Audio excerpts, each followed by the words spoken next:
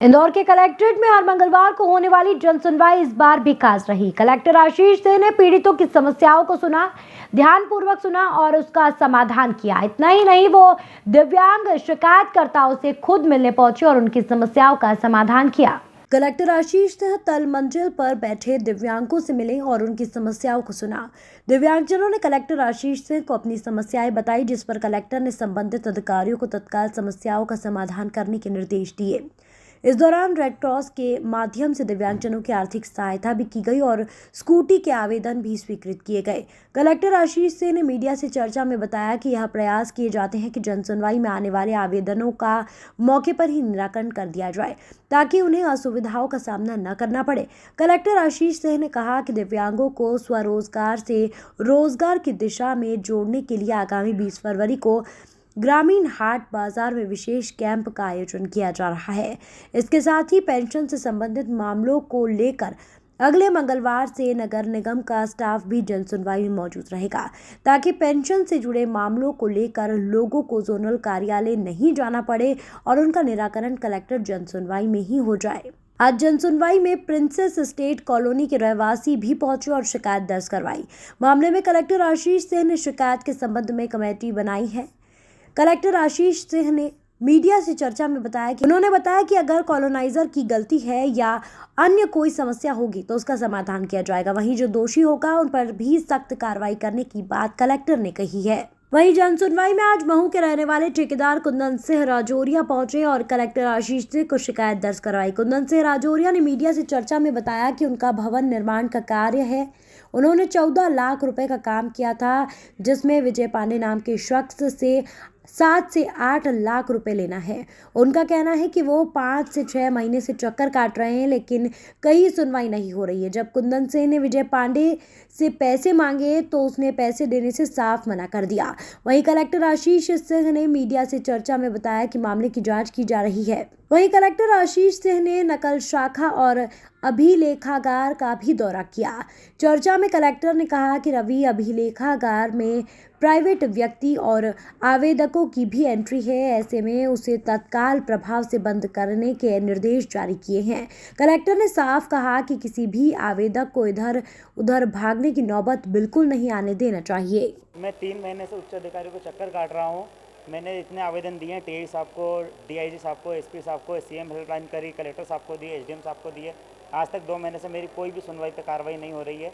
मैं 3 महीने से चक्कर काट रहा हूँ। मेरा 7 से 8 लाख का पेमेंट रुका हुआ है।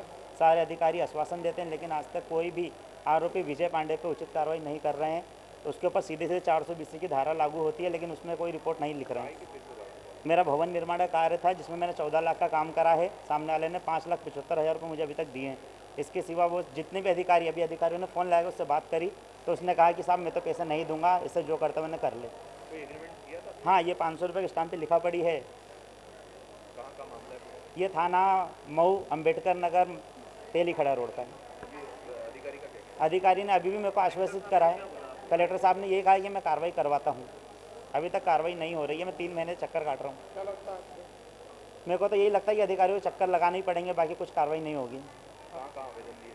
मैंने महू थाने पे दिए हैं, ग्रामीण अधिकारी एसपी साहब को दिए हैं, डीआईजी ऑफिस को दिए हैं, सीएम हेल्पलाइन दी है।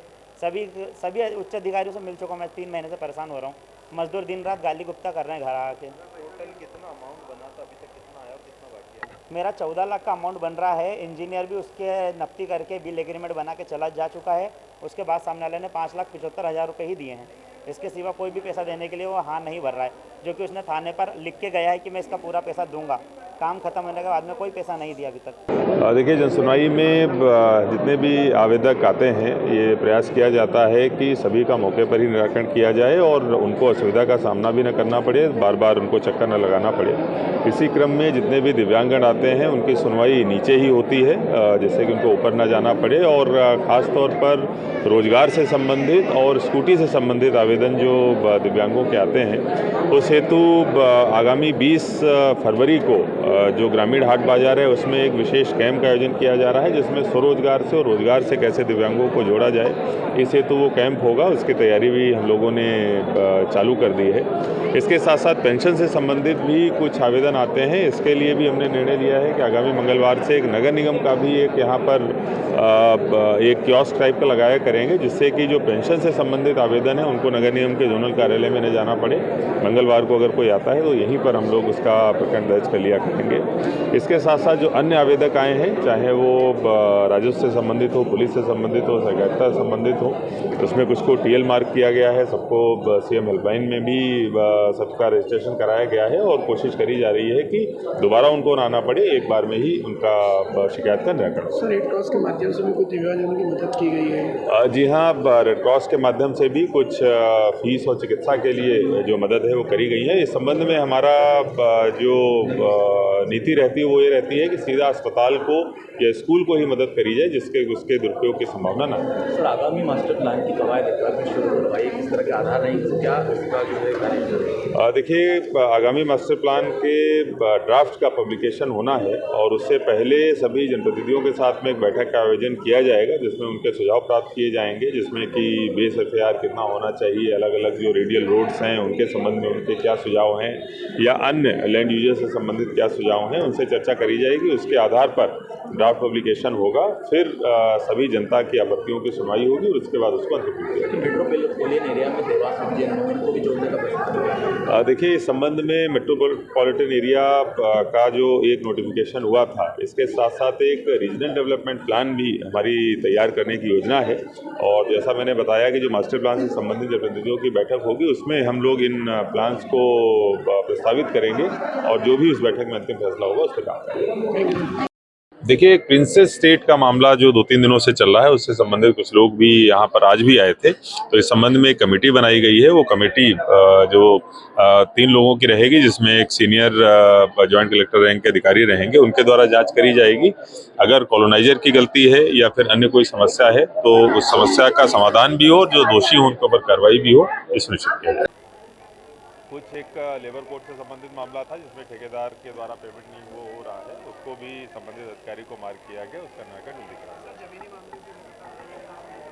जी हाँ, निश्चित रूप से कुछ नामांतरण और बंटवारे से संबंधित जो आवेदन हैं, जो कुछ बहुत दिनों से पेंडिंग है, उनको खासतौर पर टाइम लिमिट में मार्क करके उनका निराकरण कराया जाएगा और अन्य डिपार्टमेंट्स को भी इसी संबंध में निर्देश प्रदान किया जाएगा।